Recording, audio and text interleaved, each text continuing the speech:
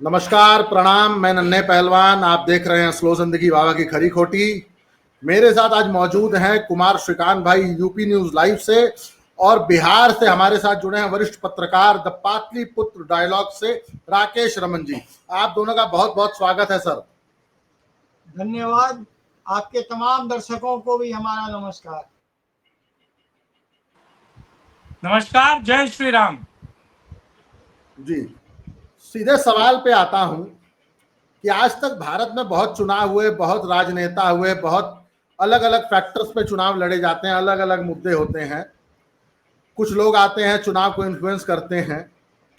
उसी सिलसिले में पवन सिंह पिछले 4 दिनों से बिहार में अगर सिर्फ एक चर्चा चल रही है तो वो है कि पवन सिंह, और ऐसा क्या है पवन सिंह में कि पूरा बिहार सिर्फ उनकी बात कर रहा है। मैं राकेश जी आपसे जानना चाहूंगा कि ऐसा कौन सा फैक्टर है जिसकी वजह से पवन सिंह को इतना ज्यादा तवज्जो दी जा रही है, इतना हाईलाइट हुआ पड़ा है मामला। Over to you Rakesh ji. जी, आपने बहुत सही कहा। पवन सिंह पहले नेता नहीं थे, एक भोजपुरी के पावरफुल स्टार थे। उनकी स्टारडम की वही स्थिति थी जैसे हिंदी फिल्मों में अमिताभ बच्चन की होती है। भोजपुरी ऑडियंस के बीच में उनकी भी इस तरह की ही थी एक इमेज। लेकिन पिछले चुनाव में टिकटों का कुछ हुआ। अब उसको मैं पर नहीं जाऊंगा क्यों नहीं हुआ, क्या हुआ, लेकिन येन केन प्रकेन उनको टिकट नहीं मिली। जो पवन सिंह एक साधारण स्टार थे वो एकाएक नेता बन गए उस टिकट नहीं मिलने के कारण। उनको जिस तरह से उनका समाज खड़ा हुआ, उनके कारण जो कुशवाहा वोट बैंक का जो पूरा समीकरण, इस सीट पर उसको नहीं, उस सीट पर उनको नहीं, यानी पूरा समाज मंडल खत्म हो गया भाजपा और एनडीए के लिए। तो पवन सिंह को आप आज अगर मैं कहूं कि एक बड़े नेता हैं तो इसमें कोई अतिशयोक्ति नहीं होगी।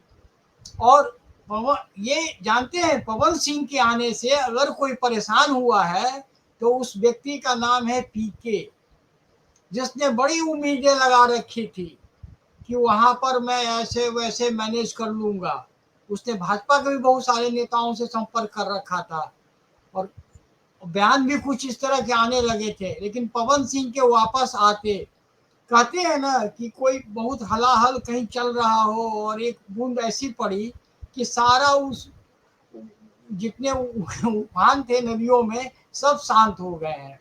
और शाहबाज मंडल पवन सिंह के सिर्फ आ जाने से पूरी की तरह सध गया है। और देखिए, जिस पार्टी के पास अमित शाह जैसा एक चाणक्य हो ना, उस पार्टी की कहानी कुछ अलग होती है। कहते हैं ना कि लोग और दल जहाँ पर सोचना समाप्त करते हैं, अमित शाह वहाँ से शुरू करते हैं। और ये दिखा दिया उन्होंने। सबसे पहले पवन सिंह को लेकर विनोद तावड़े और ऋतुराज सिन्हा पहुंचते हैं उपेंद्र कुशवाहा के पास। वो खत्म किया जाता है और वो खत्म करने के बाद फिर ये लोग अमित शाह और जो भी नड्डा जी वगैरह सबसे मिलते हैं। तो पवन सिंह के आने का बहुत ही सकारात्मक रहेगा एनडीए के लिए, इसमें कहने में मुझे कोई गुरेज नहीं है। और वहाँ पर बहुत उम्मीदें देख रही थी महागठबंधन। गठबंधन को उम्मीद थी चूंकि सारे उम्मीदवार थे। लेकिन नन्हे जी, मैं आपको आज एक बात बता देता हूँ, पिछले चुनाव में महागठबंधन के जितने उम्मीदवार जीते थे उनसे पब्लिक इतनी नाराज है, इतनी नाराज है कि उनका जीतना पहले से ही नामुमकिन है। यानी मैं एकदम इंडिविजुअल सीट वाइज बता सकता हूँ कि पब्लिक इतनी नाराज है। इनके सारे उम्मीदवार एक्चुअली महागठबंधन में काम करने का कॉन्सेप्ट है नहीं। सबसे बड़ी बात वो एक पावर और वो जो एक उन लोगों का अपना जो फार्मूला है उसी पर वो चलते हैं। तो पीपुल टू पीपुल कनेक्ट भी उनका नहीं है ना। उनके पास कोई करिश्माई लीडर है, ले देकर एक लीडर है तेजस्वी, और तेजस्वी यादव को पता है कि उनकी स्थिति क्या है। ज़्यादा नहीं बोलूँगा, दिल्ली में बैठे लोगों को तेजस्वी को कोई सीएम बना के पूछ रहा है, जो अपना टीवी का शो करता है नोएडा वाला, कि आप पीएम सीएम जब चुन लिए जाएंगे तो शपथ ग्रहण में किसको भाजपा को बुलाएंगे कि नहीं बुलाएंगे। यानी चाटुकारिता का ऐसा यानी स्केल, ये सवाल सुनकर मैं बड़ा परेशान हुआ। फिर मैंने देखा कि चेहरा कौन कौन है, तो उसमें एक वो बैठा हुआ था जो अरविंद केजरीवाल के पेरोल पे दिल्ली में था, तो हम समझ गए कि ये क्या कहानी है, यहाँ भी कुछ पेरोल जैसी बातें हैं। तो कुल मिलाकर पवन सिंह की जो आपका मूल सवाल है, आना बहुत ही बेहतर रहेगा और उसका प्रभाव पूरे आरा सीट पे नहीं, पूरा शाहबाद मंडल पे पड़ेगा। जी धन्य जी।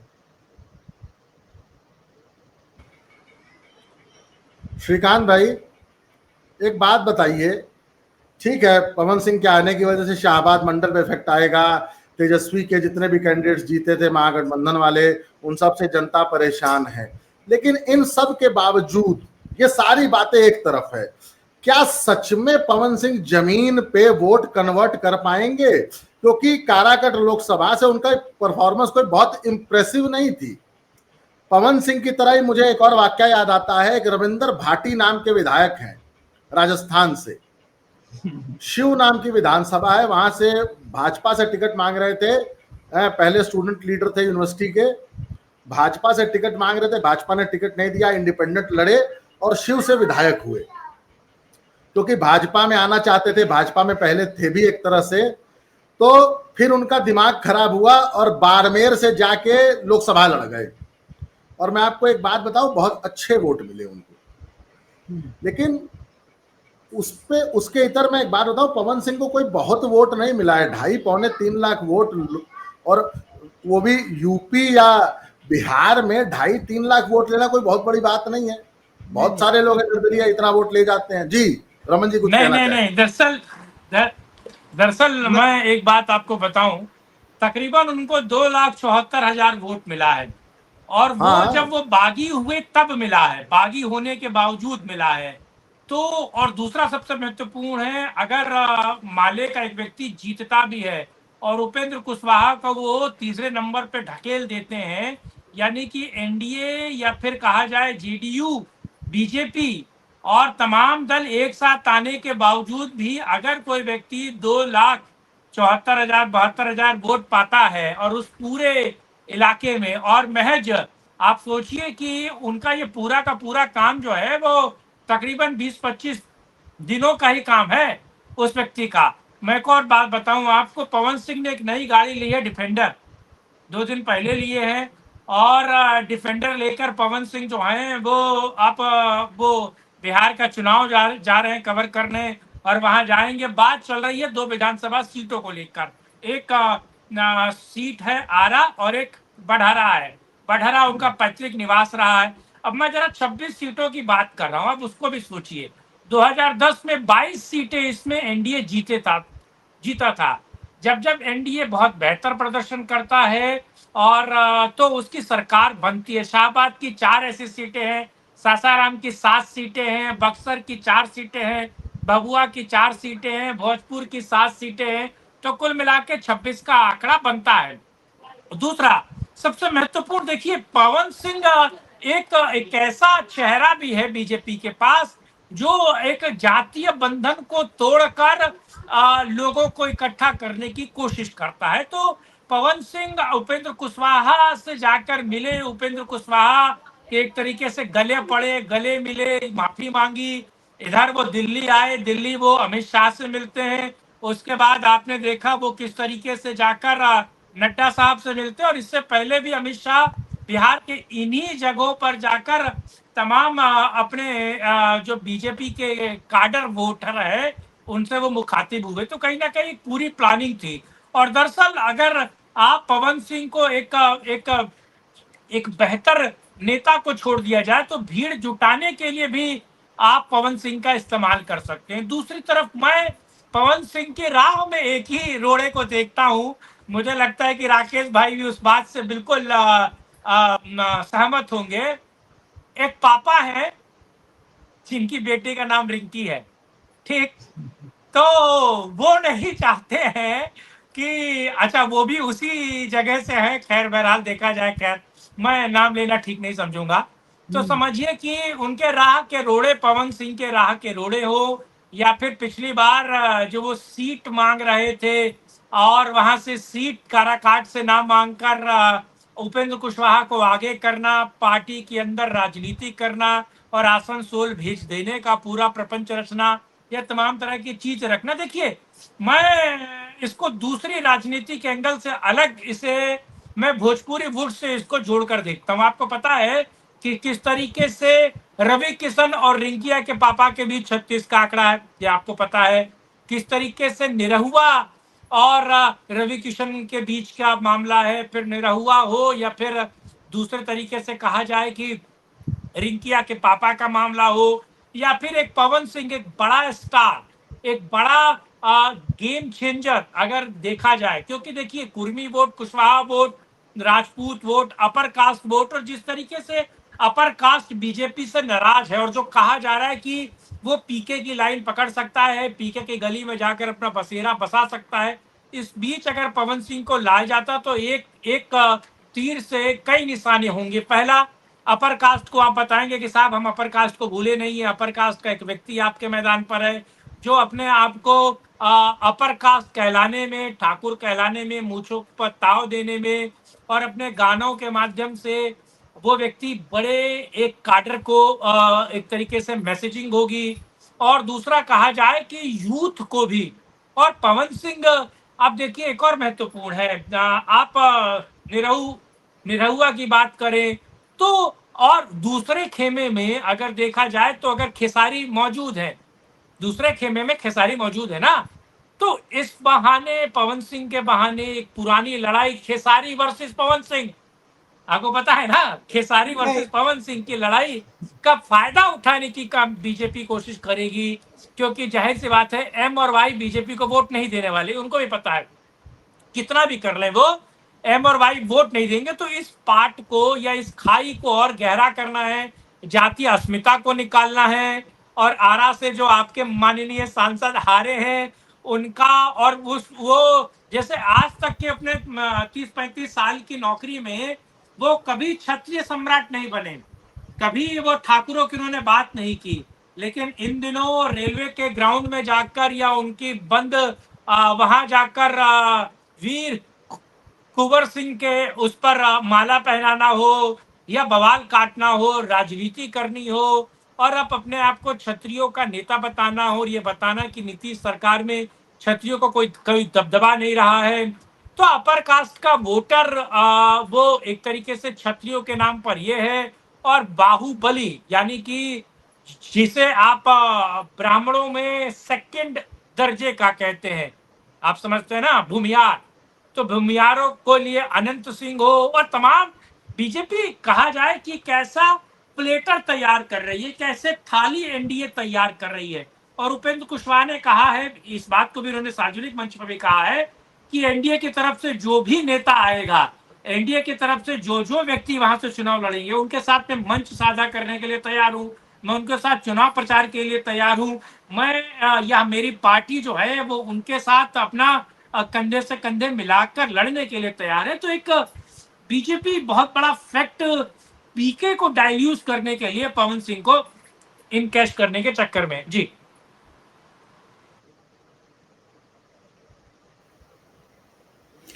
सर एक बात बताइए ना, ठीक है पीके वहां क्या फैक्टर डालेंगे, खेसारी लाल यादव वहां क्या करेंगे, लेकिन मैं बताऊं सर, खेसारी लाल यादव ना एकदम खत्म आदमी है। वो एक सुधीर सिंह हुए, आपने देखा होगा, माफिया हैं, छुट भैया माफिया हैं। उन्होंने खेसारी लाल यादव को कैसे एक बार लतियाया था, जुतियाया था, गरियाया था, उसके बाद पवन सिंह के भी पैर वैर छूता रहता है। तो सर खेसारी लाल यादव कभी पवन सिंह, देखिए एक बात बताऊं सर, कुछ भी कहिए, पवन सिंह ने अपने आप को बिहार में सच में पावर स्टार के रूप में सर स्टैब्लिश कर लिया है। तो खेसारी उसके सामने कहीं खड़े नहीं होते हैं। हाँ, खेसारी लाल यादव जिस जाति से आते हैं ना, उस जाति में मैं एक चीज मानूंगा कि वो जाति अपने खच्चर को भी सर एकदम अरबी नस्ल का घोड़ा बताती है। उस जाति में ये बहुत अच्छी क्वालिटी है कि उस जाति ने लालू यादव और मुलायम सिंह यादव जैसे महा महा महा करप्ट लोगों को भी मसीहा और भगवान का दर्जा दे दिया।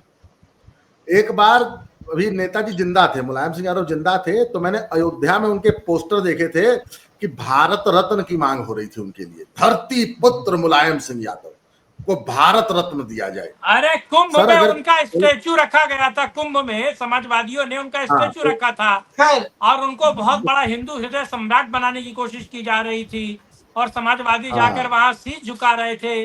अखिलेश यादव जो कुंभ को गरिया रहे थे, वो कुंभ नहाए आए, उसका फोटो भी उन्होंने डाला। पहले उन्होंने फोटो दरअसल ऋषिकेश का डाला, जब ट्रोल होने लगे, कहने लगे कि साहब कुंभ नहाए नहीं, आप कैसे, आप हिंदू हृदय सम्राट होने की बात करते हैं, कृष्ण के वंशज होने की बात करते हैं, तो वो कुंभ भी नहा के आए और मुलायम सिंह का स्टैचू भी देख कर आए, वहां पुष्पार्पण भी किया।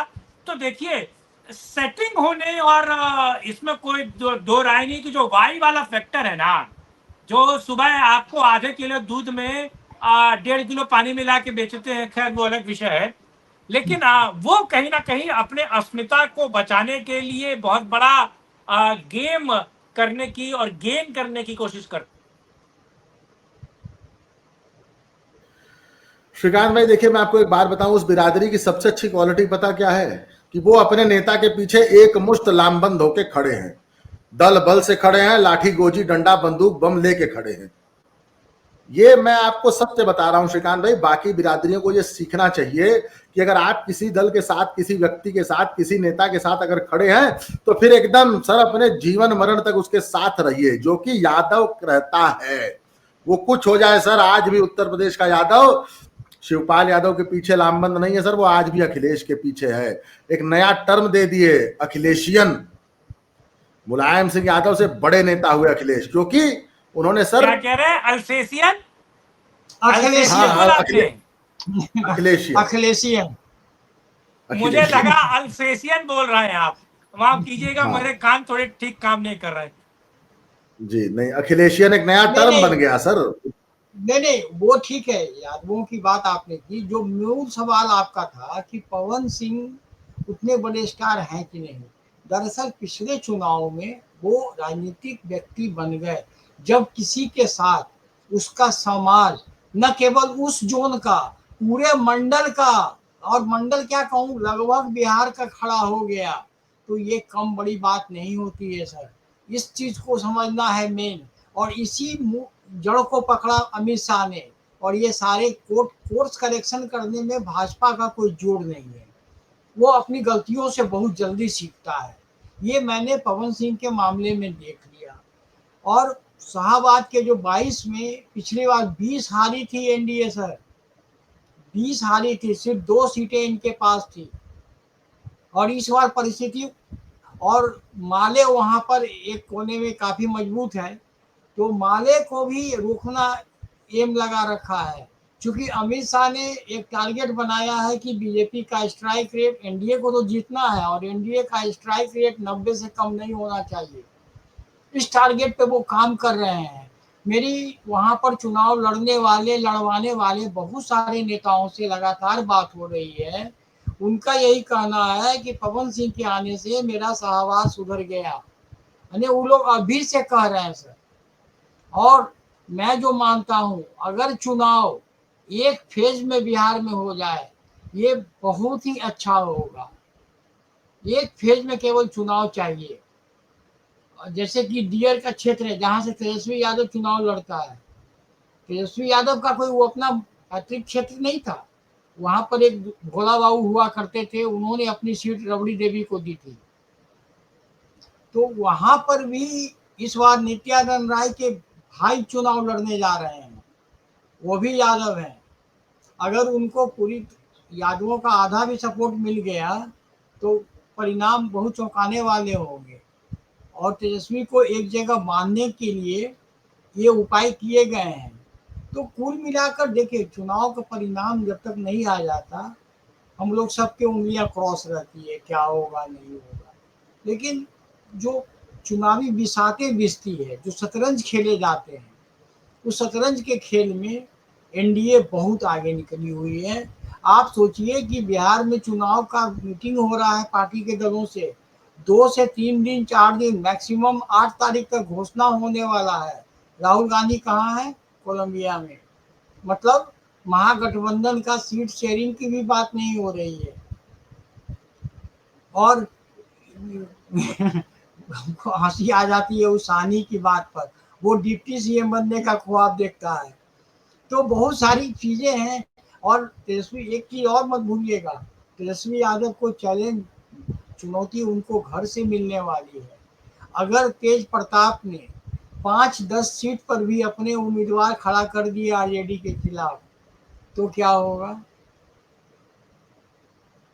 तो बहुत ही रोचक हो गया है चुनाव, और अंतर द्वंद है काफी महागठबंधन के अंदर भी और इवन आरजेडी के अंदर।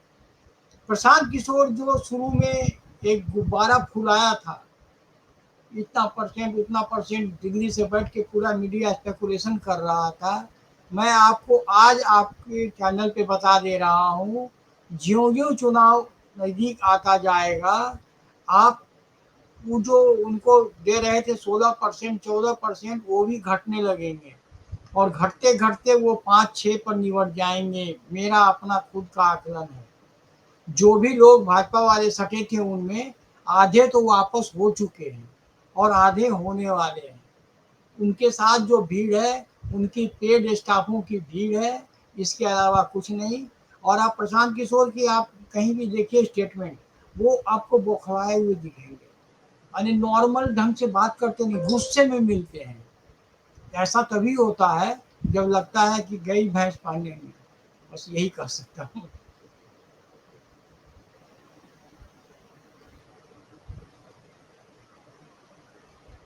जी नन्हे जी। श्रीकांत भाई,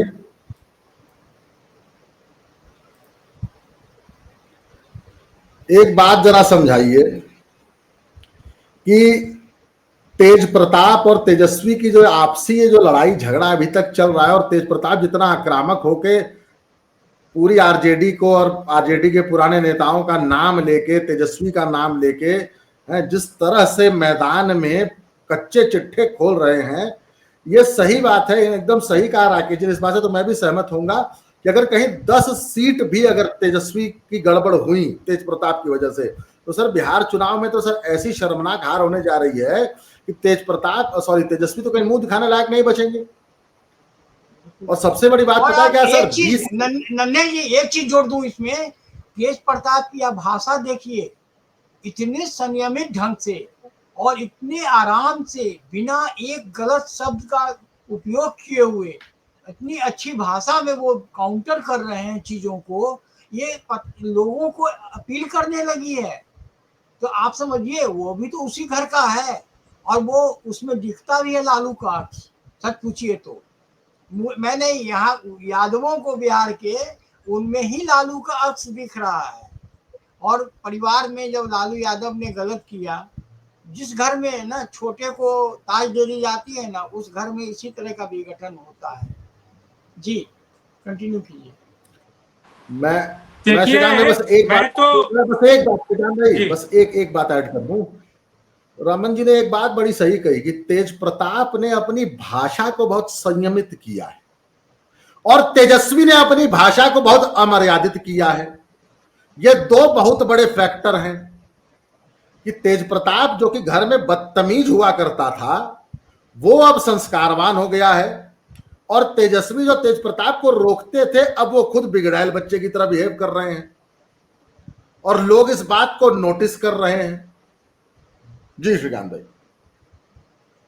नहीं, बिल्कुल बिल्कुल मुझे लगता है राकेश जी ने बिल्कुल सही बात कही और आपने उसको दोहराया भी। मैं फाइनल रिमार्क एक ही बात करना चाहूंगा। दरअसल घर में बवाल मचा है, घर में इतना बवाल मचा है कि वो मीसा हो या रोहिणी आचार्य हो या फिर उनके तेजू भैया हो, ये इन सब ने दरअसल मोर्चा खोल रखा। और इन दिनों लालू भी चुप है, क्योंकि लालू को पता है कि अगर वो मीसा के लिए बोलेंगे और इस पूरी पार्टी पर कब्जा जिस तरीके से तेजस्वी ने किया है हरियाणा वाले संजय यादव को लेकर, जिस जिस जिस इंटरव्यू की बात अभी राकेश जी कह रहे थे, वो सवाल भी तो संजय यादव का था ना। और संजय यादव कैसे मूर्खता वाले सवाल पूछ रहे हैं कि अगर आप सीएम बन गए तो क्या आप बीजेपी के तमाम सीएम्स को बुलाएंगे, क्या पीएम को बुलाएंगे। यानी कि वो शेख चिल्ली के सपने दिखा रहे हैं और पूरी देखिए पार्टी पर कब्जा संजय का। और मैं आपको बताऊं इस वक्त किसको टिकट दिया जाएगा, किसको टिकट नहीं दिया जाएगा। आपको याद है कि लोकसभा चुनाव में पीला लिफाफा दे रहे थे लालू प्रसाद यादव, पीला लिफाफा। आपको याद है ना, वो पीला लिफाफा देते थे तो उसको टिकट माना जाता था। दरअसल अब वो पीला लिफाफा गुड़गांव में दिया जा रहा है और वो पीला लिफाफा कन्वर्ट हो गया, वो गुलाबी लिफाफा दिया जा रहा है। कहा जा रहा है, अब मैं इस बात की पुष्टि नहीं करता, लेकिन सोशल मीडिया पे खबर चल रही है कि एक गर्लफ्रेंड है, गुड़गांव में रहती है, वो डिसाइड करती है कि टिकट किसको दिया जाएगा, कैसे दिया जाएगा, किन मानकों पे दिया जाएगा।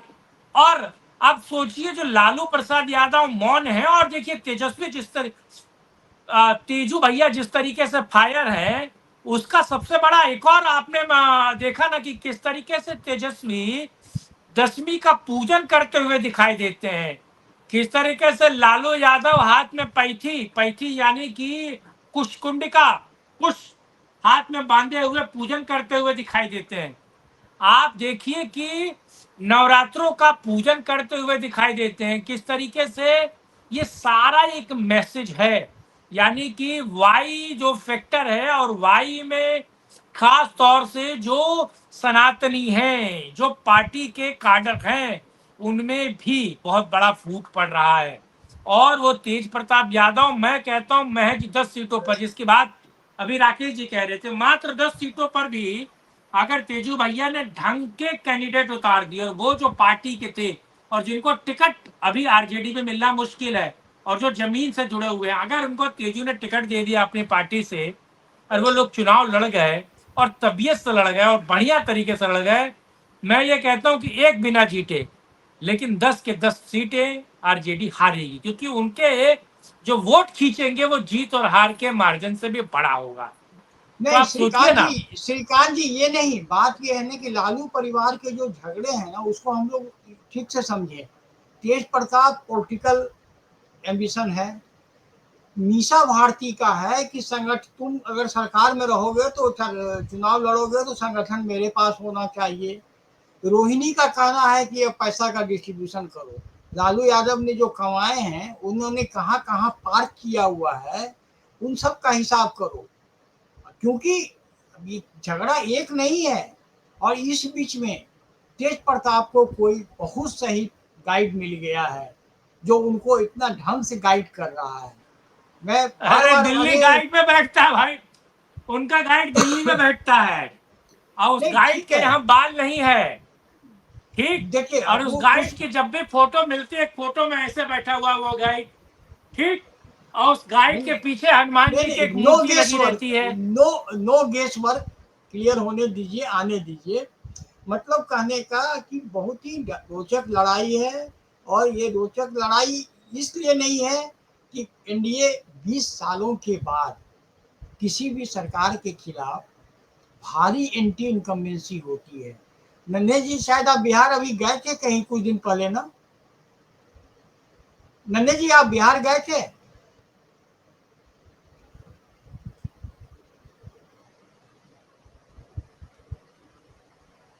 आप गए थे ना बिहार? जी सर। आपको कहीं भी एंटी इनकम्बेंसी मिली थी? जी जी जी।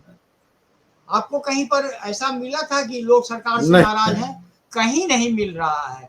उसके बाद ये जो चुनाव अगर इस बार एनडीए जीतता है, बिहार के लिए गेम चेंजर होगा। ये मैं बिहार के लिए बता रहा हूँ। अगर बिहार के लोग इसको सुन रहे हैं तो ये ध्यान रखिए, क्योंकि जितनी योजनाएं और परियोजनाएं लाई गई हैं अब भी के कुछ महीनों में, अगर वो पूरा होता है तो मैं समझता हूँ कि बिहार एक, अब जिस तरह से उत्तर प्रदेश आज 37,500 करोड़ रुपया सरप्लस लेके बैठा हुआ है, यानी यूपी आज भारत में नंबर 1 राज्य है जिसके पास 37,500 करोड़ रुपया सरप्लस है।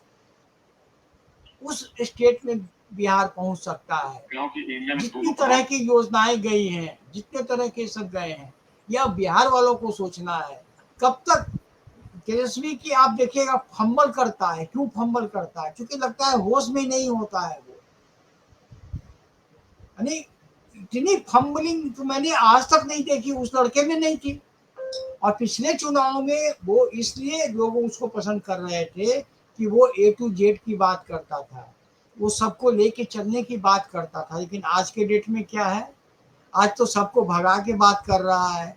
और शाहनवाज हुसैन जो MY फैक्टर हम लोग कहते हैं ना, तो शाहनवाज हुसैन ने कहा, कहते हैं इसको YM कहिए, परसेंटेज वोट हमारा ज़्यादा, यादव का कम, लेकिन मंत्री बनेगा मुस्लिम का, यादव का, हम केवल वोट देंगे, हमें कुछ मिलना नहीं है। इसलिए MY मत कहिए, YM कहिए, वहाँ जो है सो Y है, M तो केवल वोट देने के लिए है।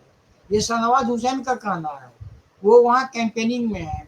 और श्रीकांत जी, जिस रिंकिया की पापा की आप बात कर रहे थे, 2014 में MP बनने के बाद रिंकिया के पापा, भाजपा का कहीं भी चुनाव हो वो स्टार कैंपेनर हुआ करता था। लेकिन इस बार के बिहार चुनाव में he is not a star campaigner, उनको अवार्ड नहीं लिया गया है।